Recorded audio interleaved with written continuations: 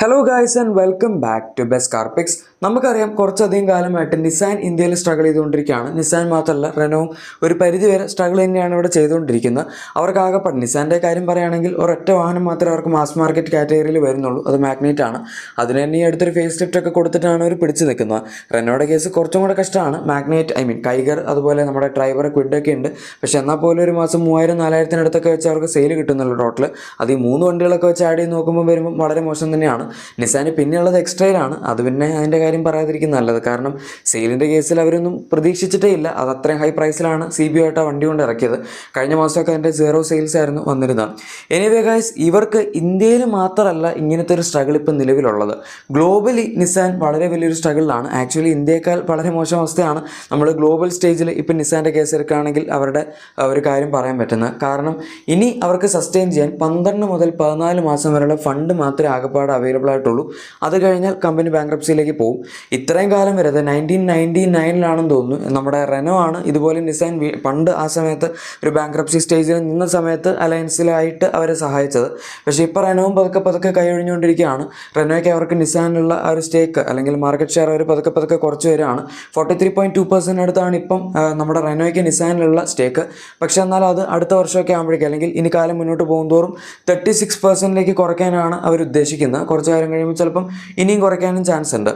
ഈ ഒരു സാഹചര്യത്തിൽ നിസാൻ ഇപ്പം നിലവിൽ പാർട്ട്നേഴ്സിനെ അന്വേഷിച്ചുകൊണ്ടിരിക്കുകയാണ്. അതായത് അവർക്ക് ഫ്യൂച്ചറിലേക്ക് സസ്റ്റെയിൻ ചെയ്യണമല്ലോ. എന്തായാലും 12-14 മാസം വരെയുള്ള ഫണ്ടെന്ന് പറഞ്ഞാൽ എത്രയും പെട്ടെന്ന് അവർക്ക് പാർട്ട്നേഴ്സിന് കിട്ടുന്നു അത്രയും കൂടുതൽ അവർക്ക് ഫണ്ടിങ് കിട്ടും. എന്നാൽ മാത്രമേ കമ്പനിക്ക് ഇനി ഫ്യൂച്ചറിൽ പിടിച്ചു വെക്കാൻ പറ്റുള്ളൂ. അല്ലെങ്കിൽ ഇത്രയും ലെജൻഡറി ആയിട്ടുള്ള പണ്ട് GTR അതുപോലെ പെട്രോളും അങ്ങനെ ഇഷ്ടംപോലെ ഐക്കോണിക് വണ്ടികൾ ഉണ്ടാക്കിയിട്ടുള്ള ഒരു വാഹന നിർമ്മാണ കമ്പനി തന്നെ അടച്ചുപൂട്ടേണ്ട അവസ്ഥയിലേക്ക് വരും. അപ്പോൾ അതൊക്കെ ഒഴിവാക്കാനാണ് ഒരു പാർട്ട്നേഴ്സിനെ അന്വേഷിച്ചുകൊണ്ടിരിക്കുന്നത്. ആ സമയത്താണ് നമ്മുടെ ഹോണ്ടയുടെ എൻട്രി. കൈൻഡ് ഓഫ് അപ്രതീക്ഷിതമായ എൻട്രി ആണ് എന്ന് പറയാം. പക്ഷെ എന്നാൽ പോലും രണ്ട് കമ്പനികളും നമ്മുടെ ഒരു ജാപ്പനീസ് കാർ കൾച്ചറിൽ നോക്കുകയാണെങ്കിൽ വളരെയധികം ഉയർന്ന സ്ഥാനങ്ങളിൽ നിൽക്കുന്ന കമ്പനികളാണ്. ഈവൻ ദോ നമ്മൾ ഗ്ലോബലി നോക്കുകയാണെങ്കിൽ ഹോണ്ടയുടെ ഒരു പൊസിഷൻ നിസാനേക്കാൾ ഒരുപാട് മുകളിലാണ്. പക്ഷേ ഇന്ത്യയിലെ കേസ് എടുക്കുമ്പോൾ രണ്ട് കമ്പനികൾ ഏകദേശം ഒരേ അവസ്ഥയിൽ തന്നെയാണ് നിൽക്കുന്നത്. ഹോണ്ട ഇന്ത്യയിൽ 1998 മുതലുണ്ട്, നിസാനൊക്കെ അത് കഴിഞ്ഞ് വന്നതാണ്. പക്ഷെ എന്നാൽ പോലും ഹോണ്ടയ്ക്കും ഇവിടെ അങ്ങനെ വളരെ വലിയ ഒരു മാർക്കറ്റിംഗ് ബേസ് ഉണ്ടാക്കിയെടുക്കാൻ സാധിച്ചിട്ടില്ല. ഓഫ് കോഴ്സ് ബ്രാൻഡ് വാല്യൂ തീർച്ചയായും ഹോണ്ടയ്ക്ക് തന്നെയാണ് നിസാൻ വെച്ച് കമ്പയർ ചെയ്യുമ്പോൾ ഇന്ത്യയിലുള്ളത്. പക്ഷേ എന്നാൽ സെയിൽസിൻ്റെ കാര്യം എടുക്കുമ്പോൾ ഹോണ്ടയ്ക്ക് ഇപ്പോൾ 3 വണ്ടികളാണ് മെയിനായിട്ടുള്ളത്. നമ്മുടെ എലവേറ്റും അതുപോലെ അമേസും പിന്നെ സിറ്റിയും. ഇതിൽ പക്ഷേ 3 വണ്ടികളും കുറച്ചധികം മോശമായിട്ടാണ് ഇപ്പോൾ പെർഫോം ചെയ്തുകൊണ്ടിരിക്കുന്നത്. അതുകൊണ്ട് തന്നെ 5000 റേഞ്ചിൽ മാത്രമേ അവർക്ക് സെയിലുള്ളൂ. നിസാൻ പിന്നെ മാഗ്നൈറ്റ് മാത്രം വെച്ച് 2000-3000 ഇടയിലാണ് അവർ സെയിൽസ് പിടിച്ചു വെച്ചുകൊണ്ടിരിക്കുന്നത്. പിന്നെ വേറൊരു കാര്യം കൂടെ നിങ്ങൾ നോക്കണം. നമ്മൾ ഈ പറയുന്ന കണ്ടീഷൻസ് എല്ലാം ഇന്ത്യൻ സാഹചര്യങ്ങൾ വെച്ചിട്ടുള്ളതല്ല. ഇന്ത്യയിലല്ല ഒരു കൊളാബറേറ്റ് ചെയ്തിരിക്കുന്നത്. ഫുൾ ഗ്ലോബൽ അല്ലെങ്കിൽ ഒരു world wide Nissan and Honda തമ്മിലുള്ള കൊളാബറേഷനാണ് വരാൻ പോകുന്നത്. അതുകൊണ്ട് നമുക്ക് ഗുണമുണ്ടോ എന്ന് ചോദിക്കുകയാണെങ്കിൽ ഫ്യൂച്ചറിൽ ചിലപ്പോൾ ഗുണം വന്നേക്കാം.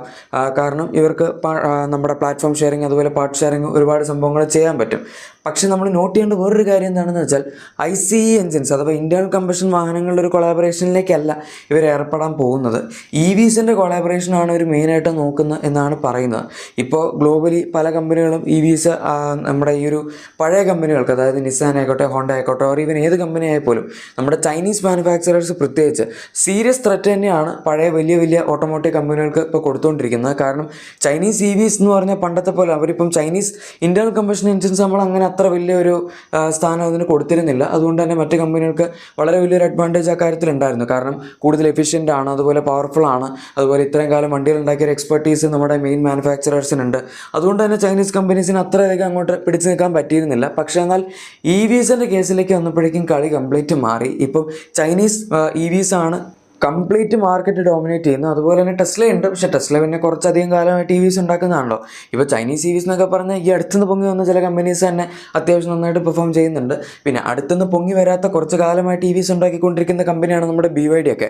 അവരൊക്കെ ഇപ്പം വേറെ ലെവലിലാണ് നിൽക്കുന്നത്. ടെസ്ല കഴിഞ്ഞാൽ പിന്നെ സെക്കൻഡ് പൊസിഷനിൽ നമുക്ക് ഏറ്റവും കൂടുതൽ സെയിൽസ് ഉള്ള ഇലക്ട്രിക് നിർമ്മാണ കമ്പനി എന്നുള്ള രീതിയിൽ തന്നെ BYD പറയാം. BYDയുടെ ബാറ്ററി ടെക്നോളജി ഒക്കെ വേൾഡ് ക്ലാസ് ആണ്. ആദ്യമായിട്ട് ബ്ലേഡ് ബാറ്ററി ടെക്നോളജി ഇൻട്രൊഡ്യൂസ് ചെയ്ത BYD ആണ്. ആൻഡ് നമ്മുടെ ടൊയോട്ട അല്ലെങ്കിൽ ഈവൻ ഇന്ത്യയിൽ നമ്മുടെ മഹീന്ദ്രയുടെ BE60 അതുപോലെ XUV90 തുടങ്ങിയ വണ്ടികളിലൊക്കെ ഈ സെയിം ടെക്നോളജിയാണ് അവർ ഉപയോഗിക്കാൻ പോകുന്നത്. ബൈ ദ വേ BE60 അല്ല B6 അത്രേ ഉള്ളൂ. ഇൻഡിഗോ മഹീന്ദ്രയ്ക്ക് പണിയെടുത്തുകൊണ്ട് ഇപ്പോൾ അവർ തൽക്കാലത്തേക്ക് B6 എന്ന് പേര് മാറ്റിയിട്ടുണ്ട്. ജസ്റ്റ് പറഞ്ഞതേ ഉള്ളൂ. എന്തായാലും ടോപ്പിക്കിലേക്ക് തിരിച്ചു വരികയാണെങ്കിൽ നമ്മൾ പറഞ്ഞു വന്ന EVസിൻ്റെ ആ ഒരു ടെക്നോളജിയെ പറ്റിയൊക്കെയാണ്. അതായത് നമ്മളിപ്പോൾ പണ്ടത്തെ വലിയ കമ്പനികളൊക്കെ എടുക്കുകയാണെങ്കിൽ അവർക്ക് എഞ്ചിൻ ഉണ്ടാക്കി നല്ല എക്സ്പീരിയൻസ് ഉണ്ട്. പക്ഷേ എന്നാൽ ഇലക്ട്രിക് വാഹനങ്ങളിലേക്ക് വരുമ്പോഴേക്കും ഈ ചൈനീസ് മാനുഫാക്ചറേഴ്സിന് ടെക്നോളജിയുടെ കാര്യത്തിൽ ഒരു വലിയ അഡ്വാൻറ്റേജ് ഉണ്ട്. അവരിറക്കുന്ന ഒരു വണ്ടി നമ്മൾ ഇപ്പോഴത്തെ ഒരു പണ്ടത്തെ മെയിൻ കമ്പനി, അതായത് ഇപ്പോൾ ഒരു ടൊയോട്ടയുടെ EV അല്ലെങ്കിൽ ഈവൻ നിസാൻ, ഹോണ്ട ഓർ നമ്മുടെ ഏത് കമ്പനി ആയാലും അവരുടെയൊക്കെ മുന്നിൽ കൊണ്ട് വെക്കുകയാണെങ്കിൽ ഇവരൊക്കെ ഇറക്കുന്ന EVs നമുക്ക് കുറച്ചധികം ഔട്ട്ഡേറ്റഡ് ആയിട്ട് തോന്നും. കാരണം ടെക്നോളജി അത്രയധികം അഡ്വാൻസ്ഡ് ആയിരിക്കില്ല. അതുപോലെ തന്നെ ബാറ്ററി ഉപയോഗിക്കുന്നതൊക്കെ ചിലപ്പോൾ കുറച്ച് കപ്പാസിറ്റി കുറവായിരിക്കും, പവർ ചിലപ്പോൾ കമ്പാരിറ്റീവ്ലി കുറവായിരിക്കും. പക്ഷേ ചൈനീസ് EVs നോക്കുകയാണെങ്കിൽ എല്ലാം ഭയങ്കര ഫാസ്റ്റാണ്, ബ്രൂട്ടലി ഫാസ്റ്റാണ് ആക്ച്വലി. അതുപോലെ തന്നെ നമുക്ക് ഇഷ്ടം പോലെ ഫീച്ചേഴ്സ് വരുന്നുണ്ട്. വളരെ ഫ്യൂച്ചറിസ്റ്റിക് EVs ആണ് ഇറക്കുന്നത്. ഈവൻ നമുക്ക് ഇന്ത്യയിലുള്ള ചൈനീസ് EVs, ഇപ്പോൾ MGയുടെ ഒക്കെ വണ്ടികൾ എടുക്കുകയാണെങ്കിൽ പോലും വിൻസർ EV ആയിക്കോട്ടെ, ZS EV കുറച്ച് പഴയതായി ബട്ട് സ്റ്റിൽ നല്ലതാണ്. അതുപോലെ തന്നെ കൊമറ്റ് EV, ഇതൊക്കെ പ്രത്യേകിച്ച് വിൻസർ EV ഏറ്റവും ലേറ്റസ്റ്റ് വന്ന വണ്ടി, അത് കൊടുക്കുന്ന പ്രൈസിന് നമുക്ക് അത്യാവശ്യം നല്ല വാല്യൂ ഓഫർ ചെയ്യുന്നുണ്ട് ഫീച്ചേഴ്സിൻ്റെ കേസിലും അതുപോലെ പവർ ട്രെയിൻ ഓപ്ഷൻസിൻ്റെ കേസിലൊക്കെ. അതുകൊണ്ട് തന്നെ ഇന്ത്യയിൽ ഇപ്പം നമ്മുടെ ടാറ്റ ഓവർടേക്ക് ചെയ്ത് MG ആണ്, അതായത് വിൻസർ EV ആണ് നെക്സോൺ EV ഓവർടേക്ക് ചെയ്ത് നമ്പർ 1 സെയിൽസ് ഉള്ള EV ആയിട്ട് മാറിയിരിക്കുന്നത്. ഇതൊക്കെ തന്നെയാണ് ഇപ്പോഴത്തെ ഗ്ലോബലി ഉള്ള അവസ്ഥ. അതുകൊണ്ടാണ് നമ്മുടെ ബാക്കി കമ്പനീസ് എല്ലാം തന്നെ സ്ട്രഗിൾ ചെയ്തുകൊണ്ടിരിക്കുന്നത്. ഇത്തരത്തിലുള്ള നമ്മളെ ചൈനീസ് മാനുഫാക്ചറേഴ്സിനോട് പിടിച്ചു നിൽക്കണമെങ്കിൽ ബാക്കി കമ്പനികളും അവരുടെ ഒരു ടെക്നോളജി ഗെയിം അപ്പ് ചെയ്യേണ്ടി വരും. അതിനുവേണ്ടിയാണ് ഈ രണ്ട് കമ്പനികളും ഫോക്കസ് ചെയ്യാൻ പോകുന്നതെന്നാണ് പറയുന്നത്. ആൻഡ് അവരൊരു ഇത് രണ്ട് കമ്പനികളോട് മേർജ് ചെയ്തിട്ട് വേറൊരു കമ്പനി ഉണ്ടാക്കുന്നതായിട്ടൊക്കെ ഇപ്പോൾ ന്യൂസ് വരുന്നുണ്ട്. പിന്നെ ഈ ഒരു അലയൻസിലേക്ക് ഓൾറെഡി നമ്മുടെ നിസാൻ 24% അടുത്ത് സ്റ്റേക്ക് ഹോൾഡ് ചെയ്യുന്ന മിറ്റ്സുബിഷി വരാൻ ചാൻസ് ഉണ്ട് എന്ന് പറയുന്നുണ്ട്. പിന്നെ റെനോയും വരാൻ ചാൻസ് ഉണ്ട്. കാരണം മിറ്റ്സുബിഷി വരികയാണെങ്കിൽ ഉറപ്പായിട്ടും തന്നെ ഉണ്ടാകും. കാരണം റെനോ സ്റ്റേക്ക് കുറയ്ക്കുന്നു എന്ന് പറഞ്ഞിട്ടുള്ളൂ, അല്ലാതെ മൊത്തമായിട്ട് അവരുടെ കംപ്ലീറ്റ് സ്റ്റേക്ക് നിസാനിൽ നിന്ന് എടുക്കുന്നു എന്നല്ല പറഞ്ഞിരിക്കുന്നത്. അവർക്ക് കുറച്ച് ഷെയർ പെർസെൻറ്റേജ് കുറയ്ക്കാനാണ്. പണ്ടൊക്കെ അത്യാവശ്യം നല്ല ഹൈ ഇൻവെസ്റ്റ്മെൻറ്റ് ഉണ്ടായിരുന്നു റെനോയ്ക്ക് നിസാനിൽ. പക്ഷേ ഇപ്പോൾ അതൊക്കെ പതുക്കെ ഇങ്ങനെ കുറഞ്ഞു വരുന്നു എന്ന് മാത്രം. അതിനർത്ഥം അവർ കംപ്ലീറ്റ് ആയിട്ട് അവരുടെ ഒരു കൊളാബറേഷൻ നിർത്തുന്നതെന്നല്ല. ഏതായാലും ഹോണ്ട ഒരു കമ്പനിയായിട്ട് കൊളാബറേറ്റ് ചെയ്യുന്ന സിറ്റുവേഷൻ വരും എന്ന് ഞാൻ ഉറപ്പായിട്ടും പ്രതീക്ഷിച്ചിട്ടില്ല. നിങ്ങളിപ്പോൾ ഹോണ്ടയുടെ ഇതുവരെ ഒരു വണ്ടികൾ ഉണ്ടാക്കാൻ തുടങ്ങിയ സമയം മുതൽ ഇതുവരെയുള്ള ഹിസ്റ്ററി എടുത്ത് നോക്കിയാൽ ഹോണ്ട വേറൊരു കമ്പനിയായിട്ട് കൊളാബറേറ്റ് ചെയ്തിട്ടുള്ള ചരിത്രം ഇന്നുവരെ ഉണ്ടായിട്ടില്ല. എന്തെങ്കിലും വേണമെങ്കിൽ അവർ തന്നെ ഉണ്ടാക്കും. അതുപോലെ അവർക്ക് ഇഷ്ടമുള്ള കാര്യങ്ങൾ അവർ ചെയ്യും. ബാക്കി നാട്ടുകാർ പറയുന്നൊന്നും അങ്ങനെ ഹോണ്ട കേൾക്കാറില്ല. സ്വന്തമായിട്ട് എന്താണോ തോന്നുന്നത് അത് തന്നെ ചെയ്യുക എന്ന് പറയുന്നൊരു ആറ്റിറ്റ്യൂഡിലാണ് ഹോണ്ട ഇത്രയും കാലം വന്നുകൊണ്ടിരുന്നത്. പിന്നെ അവർക്ക് തന്നെ ഒരു പെർഫോമൻസ് ഡിവിഷൻ എന്ന രീതിയിൽ ഇപ്പോൾ അക്യൂറയൊക്കെ അവൈലബിൾ ആണ്. അതവർ വേറൊരു കമ്പനിയായിട്ട് കൊളാബറേറ്റ് ചെയ്യാതെ തന്നെ ഉണ്ടാക്കിയ വണ്ടികളാണ്. ഓക്കെ, സോ അതാണ് ഹോണ്ടയുടെ പ്രത്യേകത. പക്ഷേ വേറൊരു കാര്യം എന്താണെന്ന് വെച്ചാൽ ഇപ്പോൾ ഗ്ലോബലി നമ്മൾ നോക്കുകയാണെങ്കിൽ ഇപ്പോൾ ചൈനീസ് കമ്പനികൾ EVസിൻ്റെ ഒരു സ്പേസ് ഡോമിനേറ്റ് ചെയ്യുന്നു എന്നുള്ളതൊക്കെ ശരിയാണ് എങ്കിൽ പോലും മൊത്തത്തിലുള്ളൊരു ഇലക്ട്രിക് വാഹനങ്ങളുടെ സ്ലോ ഡൗൺ ആണ് നമ്മൾ കണ്ടുകൊണ്ടിരിക്കുന്നത്. ഗ്ലോബലി പതുക്കെ ഡിമാൻഡ് കുറഞ്ഞു വരികയാണ്. അങ്ങനത്തെ ഒരു സിറ്റുവേഷനിൽ വീണ്ടും ഇവർ EVസിലേക്ക് ഇൻവെസ്റ്റ് ചെയ്യുന്നത് കൊണ്ട് എന്തെങ്കിലും കാര്യമുണ്ടോ എന്നുള്ളതാണ് നമുക്ക് ചോദിക്കാൻ പറ്റുന്ന വേറൊരു ചോദ്യം. കാരണം ഇൻവെസ്റ്റ് ചെയ്യുന്നതെല്ലാം അതുപോലെ തന്നെ റിട്ടേൺ കിട്ടിയില്ലെങ്കിൽ വലിയ കാര്യമൊന്നുമില്ലല്ലോ. ഇത്രയൊക്കെ കഷ്ടപ്പെട്ട് ഇവിടെ ഒരു കൊളാബറേഷനൊക്കെ ആക്കിയിട്ട് ഹോണ്ട നിസാനിലേക്ക് ഇനി വീണ്ടും പൈസ പമ്പ് ചെയ്ത് വിടുകയാണ്. അതിനെന്തെങ്കിലുമൊക്കെ റിട്ടേൺ വേണം. അപ്പോൾ എനിക്ക് തോന്നുന്നത് ഇവർക്ക് വേണമെങ്കിൽ കൂടുതൽ ഹൈബ്രിഡ് അതുപോലെ പെട്രോൾ ഓർ പുതിയ എന്തെങ്കിലുമൊക്കെ ടെക്നോളജീസിലോ അല്ലെങ്കിൽ ഫ്യൂവലിലോ അല്ലെങ്കിൽ അങ്ങനെ എന്തെങ്കിലുമൊക്കെ സംഭവങ്ങളിലൊക്കെ ഇൻവെൻഷൻസ് നടത്തുകയാണെങ്കിൽ അതൊരു നല്ല ഫ്യൂച്ചർ ആയിരിക്കും എന്ന് പറയാം. അല്ലാതെ വീണ്ടും EVസിലേക്ക് തന്നെ ഫോക്കസ് ചെയ്യുന്നതുകൊണ്ട് വലിയ കാര്യം ഉണ്ടാവുമെന്ന് എനിക്ക് തോന്നുന്നില്ല. ഏതായാലും ഗൈസ്, നമ്മുടെ ഹോണ്ടയും നിസാനും ഒന്നിക്കുന്നതിനെ പറ്റിയുള്ള നിങ്ങളുടെ പേഴ്സണൽ അഭിപ്രായം എന്താണ് എന്നുള്ളത് തീർച്ചയായും താഴെ കമൻസിൽ പറയുക.